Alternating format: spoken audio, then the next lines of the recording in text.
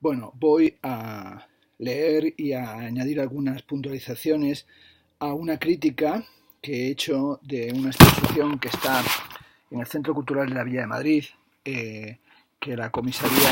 Javier Panera, que se titula Bailar de arquitectura, ¿soy un músico en el cuerpo de un artista o un artista en el cuerpo de un músico? Eh, Se presentó en el mes de abril y ha estado hasta el 12 de mayo esta exposición. Bueno, la crítica que publiqué aquí en el número de 6 de abril del 2019 del ABC Cultural la titulé Merodeos musicales y tensiones de época. Dice así: los sueños más dulces pueden dejar un sabor amargo o en la deriva perversa llevarnos hacia estancias espectaculares donde la disciplina policial, entre comillas, el imperativo del circulen nada que ver, se vuelve coreografía con tintes de tango. Bueno, estoy con esta primera frase hablando de los sueños más dulces, del vídeo que daba la bienvenida a la exposición, que es un vídeo muy conocido del artista Carlos Aires, en el que dos policías están bailando en el Museo Cerralbo. Y bueno, aludo aquí con esta idea del imperativo policial, circulen por favor la famosa idea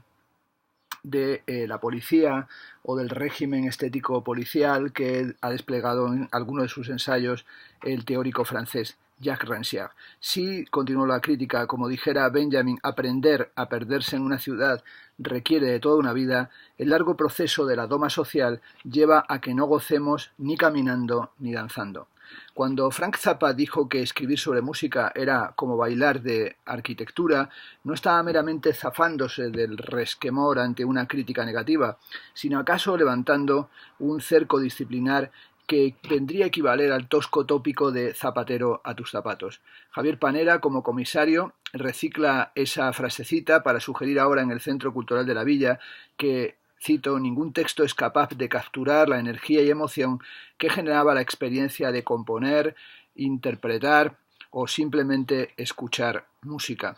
Acaba la cita. Conviene recordar que la crítica de la interpretación es tan famosa o tan antigua como la invectiva de Susan Sontag a la agonística defensa de las presencias reales desplegadas por Josh Steiner. Curiosamente, dos ensayistas magistrales que pretendían dar carpetazo a la cultura de lo epilogal, incurriendo en una manifiesta ideología de la inmediatez absolutamente antidialéctica. Bueno, aquí lo que vengo a decir es que esta idea que toma Panera de Frank Zappa, bueno, como alguien que reivindica que no hay nada más placentero que la performatividad o que la puesta y la ejecución, la puesta en escena de la obra de arte, su despliegue real, es algo que está presente en Contra la interpretación de Susan Sontag y en Presencias reales de Josh Steiner, en los que en realidad lo que había era una crítica de lo que llamaba Steiner la cultura del afterword, la cultura de lo epilogal, es decir, la interpretosis, la interpretación de la interpretación de la interpretación, que no se atiene al objeto específico de la obra de arte, pero sería, como digo, una especie de idea de la intuitividad, de la inmediatez, de la presencia plena, que sin duda la deconstrucción y el postestructuralismo han criticado ya hace muchos años. Continúo con el texto. El recorrido expositivo de Bailar de arquitectura tiene en su pretexto discursivo un pie forzado, que sería la relación entre lo musical y lo arquitectónico, que no se teje en todos los casos con la misma intensidad, ni muestra su oportunidad de forma tan clara como debería resultar en la estética de la pertinencia inmediata. ¿Acaso sea, digo, en la fricción entre el marco discursivo y la experiencia concreta de las obras donde pueda surgir la potencia singularizante que hace que la deriva nos lleve más allá de lo inaudito, y en verdad las obras de esta exposición generan climas seductores e inquietantes, sedimentando interesantes cuestiones críticas, ofreciendo lecturas de época, penetrando en el ruido eterno para precisamente deconstruir las certezas del presente. Aludo aquí con esta idea del ruido eterno al conocido libro de Ross, El ruido eterno, una historia de la música del siglo XX, pero también señalo, y creo que es así, que en este título tan extraño, Bailar de arquitectura, en vez de bailar arquitectura o bailar con o en o por la arquitectura o a través de la arquitectura, se encuentra pues una dificultad en su propia formulación, y también que las obras seleccionadas, en muchas de ellas, la relación con la arquitectura o incluso con el baile es prácticamente inexistente. Es decir, son obras, y se trata de una selección de artistas españoles, algunos muy conocidos y otros más jóvenes o emergentes, que trabajan sobre la cuestión de la música y sobre la relación entre artes plásticas y arte sonoro, y ese es el camino que despliega esta exposición, que es la continuación, es la continuidad de otras exposiciones que sobre esta misma cuestión ya ha realizado Javier Panera, y que anteriormente también realizó cuando hizo una revisión de las temáticas de Rock My Religion de Graham en el Dados, en el Centro de Arte Contemporáneo de Salamanca, cuando fue allí su director. Uno, continúo con la crítica, de los aciertos de esta excelente cita, es el de ofrecer un núcleo importante de obras de cada uno de los artistas seleccionados, evitando la acumulación caótica de piezas. Frente a ciertas colectivas que recurren a big names, evidentemente de los llamados internacionales, entre comillas, acaso para exorcizar, un complejo de inferioridad que afecta tanto a catetos cuanto a snobs, aquí se plantea una suerte de playlist de artistas españoles. No se trata de sacar pecho en plan patriótico, pero es importante dejar de lado cuanto antes mejor una suerte de miopía con respecto a lo que hacen los creadores de nuestro contexto, precarios y bastante ninguneados por comisarios e instituciones. Esto es algo que vengo diciendo hace mucho, pero que me parece necesario repetirlo hasta que por lo menos sea asimilado por alguien, y es que solemos tener una actitud reverencial, sintomatológicamente de acomplejados con respecto a artistas que se los llama internacionales o bienalizados, que en muchos casos son artistas absolutamente mediocres, y sin embargo despreciamos o no damos ninguna atención a artistas que están en nuestro propio contexto social, cultural y cercano, que están además en una situación de enorme dificultad, dado que no tienen muchos de ellos galerías que les representen, o bien trabajan con galerías con las que no tienen una buena relación, ni siquiera son atendidos de la forma ética adecuada y correcta, y también nuestra presencia, como sabemos, en el contexto internacional se ha vuelto mínima, cuanto no nula. Basta pensar en la actual Bienal de Venecia, en la que ni la representación del pabellón español parece que haya tenido mucha buena acogida ni ninguna repercusión, y en el proyecto central de Ralph Rugoff estamos completamente desaparecidos, que es algo que viene sucediendo desde hace tiempo y que no es algo que haya sobrevenido recientemente. Continúo con el texto. Destacaré las conocidas piezas con discos o billetes de Carlos Aires, que abre el itinerario de la muestra con su fascinante vídeo, que es el que abre también mi texto, Sweet Dreams Are Made of This, la monumental instalación de Dionisio González con altavoces en la que descompone el dodecafonismo de Schoenberg, las videocoreografías de Ana Zembrero o los cuadros y dibujos fronterizos de Félix Curto. Bueno, el trabajo de Carlos Aires es un trabajo sobre el que he escrito y hablado en distintas ocasiones. Le hice un catálogo para el Centro de Arte Contemporáneo para el CAC de Málaga, es amigo y está muy cercano. Y bueno, me parece que lleva haciendo desde hace ya muchos años una obra excelente, con esos billetes, esos euros troquelados, cuando los convierte en letras de canciones de Frank Sinatra, pero también con sus recortes de discos para convertirlo en iconografías que tienen algo de vanitas o de naturaleza muerta, o de representaciones que vienen a cuestionar los modelos de la identidad sexual o que hablan del deseo, pero sobre todo con este vídeo de Sweet Dreams, que es una de sus mejores piezas, que además, por ejemplo, yo llevé a la FIL, a la Feria del Libro de Guadalajara, en el año 2017, en el proyecto Más que Palabras, señalando que, bueno, que Carlos Aires es, en mi opinión, uno de los artistas más interesantes, singulares e intensos del contexto del arte contemporáneo actual. Con respecto a Dionisio González, el otro artista que me fascina, que es además también amigo personal, sobre el que he escrito en numerosísimas ocasiones, en catálogos, por ejemplo, en Mallorca, o recientemente también para el Centro de Arte Contemporáneo en Málaga, donde se ha realizado una imponente revisión de su trabajo fotográfico, y en este caso la pieza a la que hago alusión es esa suerte de construcción de la música dodecafónica schoenbergiana, con una instalación hecha con altavoces que presentó originariamente en el Museo Patio Herreriano en Valladolid y que aquí ha remontado. Bien, es verdad que el espacio en el que se ha tenido que instalar es un espacio de techo bajo. Esta es una impresionante instalación que, además del cartel de la muestra, con esos altavoces que van creciendo, que se van ampliando a través del espacio y en los que va sonando y descomponiéndose la noche transfigurada de Schoenberg, y aquí el techo más bajo hace que tenga que expandirse no en vertical, sino en cierta medida tomar un nuevo desarrollo horizontal, y personalmente creo que la obra pierde su potencia, o no es comparable el aspecto que tiene aquí la obra al que tenía el Museo Patio Herreriano en Valladolid. A Félix Curto también es un artista que conozco hace tiempo, al que incluí en una muestra en Nueva York, en el espacio del The Annex, que se titulaba El Evas de Poussière, Criadero de Polvo, donde presentó una instalación con un objeto y también con dibujos y con el tipo de intervenciones texto-pictóricas que él realiza. Y ha sido muy interesante volver a ver su trabajo, que seguía a través de algunas visitas a la galería de Dori Calvo en Salamanca, donde tenía en el almacén piezas de Félix Curto, pero era tiempo sin verlas en directo, y aquí hay una selección muy amplia de su trabajo en el que él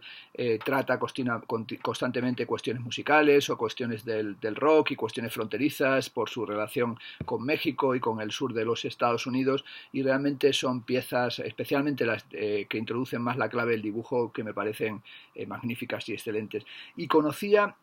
muy poco, mucho menos, el trabajo de Ana Zembrero, que se trata de una coreógrafa, y las piezas que ha realizado en Bruselas y por su pieza cinética me parecen realmente piezas muy muy interesantes, y creo que es tal vez una de las creadoras o uno de los proyectos, de las obras que sí se atienen perfectamente al título de la exposición, de ese bailar de arquitectura, dado que son coreografías que revisan el carácter del espacio arquitectónico en el que se despliegan y que tienen esa tensión, digamos, heterotópica, pero heterotópica y también somatopoética, en la que el cuerpo y la arquitectura entran en una relación diferente, y sí creo que son un ejemplo de una línea en la que se podría haber trabajado, en la que también funcionan, por ejemplo, piezas de la conocidísima coreógrafa española La Ribot.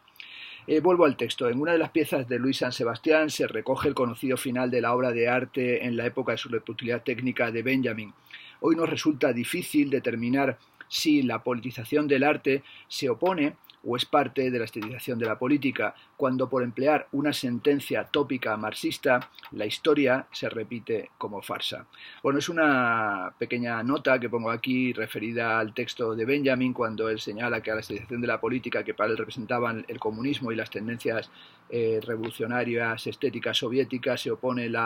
que a la estetización de la política, que es la que representa el nacionalsocialismo, se opone la politización del arte, es decir, como una polarización entre Leni Riefenstahl y Siga Vertov. ¿En qué medida hoy eso que lo convierte en una obra pictórica o pictoricista, esa textualización de la frase de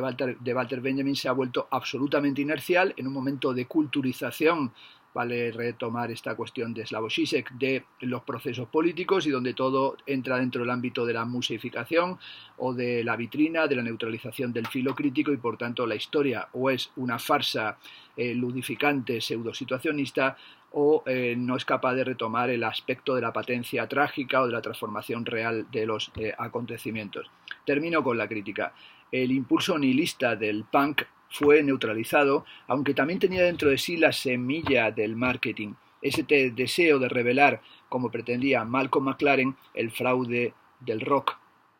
Bueno, esto es conocido como McLaren en todo ese contexto de sus tiendas, ¿no? A partir de cómo va modificando la estética del Teddy Boy para llegar a la estética de los moteros norteamericanos, y luego crear o trasladar desde los Estados Unidos el negativismo y el do-it-yourself del pre-punk para convertirlo en los Sex Pistols, como esa dinámica tiene que ver con su deseo de socavar la industria de la música y hacer la película del fraude del rock and roll, y como el último concierto de los Sex Pistols tiene esa frase de ¿no has sentido alguna vez que has sido estafado, que todo ha sido un fraude? Y esa dimensión del fraude está incluso en esa posición tan indignada, tan cuestionadora, tan desmanteladora, que sería la del no futuro, que surgiría en el contexto del punk. Y continúo diciendo que la fantasía marciana del glam dejó un rastro de decepción, como si la magia prometida no fuera otra cosa que pacotilla. El hip hop hizo visible una marginalidad que vino a reproducir estereotipos violentos o de un consumismo paranoide. Somos los herederos de un posmodernismo envenenado de prepotencia cínica, fortificado en una ironía que servía para mantener lo real y traumático a distancia, pero que cimentó el más turbio de los desencantos. En cierta medida, este párrafo en el que paso del fraude del punk a la psicodelia y a los ensueños tolkienianos y los ensueños extraterrestres, como podía pasar con Space Oddity de David Bowie, del glam, o a la violencia finalmente heteropatriarcal y misógina en la que se enfangó, en la que se empantanó el hip hop, y cómo tiene que ver con aquel cambio de sensibilidad o de paradigma que se produce a final de los 70 con la condición posmoderna. Este párrafo es casi un resumen de las cuestiones que he estado tratando, que estoy tratando en los últimos 2 años en mi curso de música y fenómenos culturales en la Universidad Autónoma de Madrid. En la cita El muro de homenajes musicales de collage rescenificado por Luis Pérez Calvo podría asociarse con el criadero de polvo Duchampiano, un espacio sedimentario de pasiones que terminan por ser citas o fetiches deslustrados. El dispositivo de época está determinado por sistemas de inclusión y exclusión, en una escalada delirante de la censura que revelan las obras de Langer and Brett, de la demolición terrorista del World Trade Center a Valtonyc se impone un ruido de fondo inquietante. Esta es una pieza en la que saca músicas que han estado censuradas, llegando hasta Valtonyc y hasta la persecución de los raperos o de los músicos en el sistema, digamos, de lo policial contemporáneo en el contexto español. Termina el último párrafo. La pareja policial que baila en el vídeo de Carlos Aires podría estar reflejando algo que de momento sale fuera de campo. Entrar en esa zona de sombra, allí donde se intensifican modos distintos de la corporalidad e impulsos del deseo inauditos, requiere de una pericia más cartográfica que arquitectónica. Suena la cacofonía de un mundo desquiciado. Menos mal que nos queda Maluma. Bueno, aquí termino con esta broma de Maluma, que no es que me interese mucho ni poco ni nada, sino que es únicamente ese Maluma que lo tenemos hasta en los anuncios de automóviles en televisión y que tiene siempre esos problemas sumatorios. No sabemos si hay una pareja, un trío o se ha montado ya el poliamor que afecta a la totalidad del mundo, pero lo que vengo a decir es que esa búsqueda de la correspondencia y del baile que aparece en la pieza de Carlos Aires como cuestionamiento de la naturalización de la heterosexualidad y de la homofobia, se va convirtiendo en cacofonía y en deconstrucción en la pieza de Dionisio González, y tal vez lo que habría que plantear es una cartografía de las prácticas artísticas que ponen en relación arte y música o fenómenos musicales o fenómenos culturales y prácticas y procesos de la música, que es sin duda un campo fértil para la investigación artística, estética, crítica y los procesos curatoriales. En cualquier caso, como digo, la exposición Bailar de Arquitectura, Soy un músico en el cuerpo de un artista o un artista en el cuerpo de un músico, me pareció una exposición notable, una exposición interesante, bien presentada, bien comisariada, con, además, como digo, con núcleos importantes de obras de todos los artistas, lo que permite hacerse una idea de qué es lo que propone cada una. Era como un conjunto sucesivo de casi mini individuales, o por lo menos que nos permitía saber cuál era el proceso y cuál es la práctica estética en la que ese tipo de obras se incrustaban y que tenían que ver con el tema que se estaba formulando, y por ello se decidió dedicarle una doble página en el ABC cultural del 6 de abril del 2019, y es un texto que también se puede leer, que está accesible en la web, y que, como veis, lo único que he hecho ha sido ampliar algunas pequeñas acotaciones para señalar, pues bueno, que de cuando en cuando, gracias a los coordinadores del suplemento y concretamente a Javier Díaz Guardiola, pues me encargan que haga algunas exposiciones de este tipo colectivas en las que puedo explayarme un poco más, o por lo menos en las que puedo también comentar qué es la exposición y añadir un cierto marco teórico de proximidad, de diferencia, de discrepancia intelectual, pero sobre todo, digamos, de perspectivas que permitirían continuar leyendo estas situaciones de constitución de la estética y del arte contemporáneo.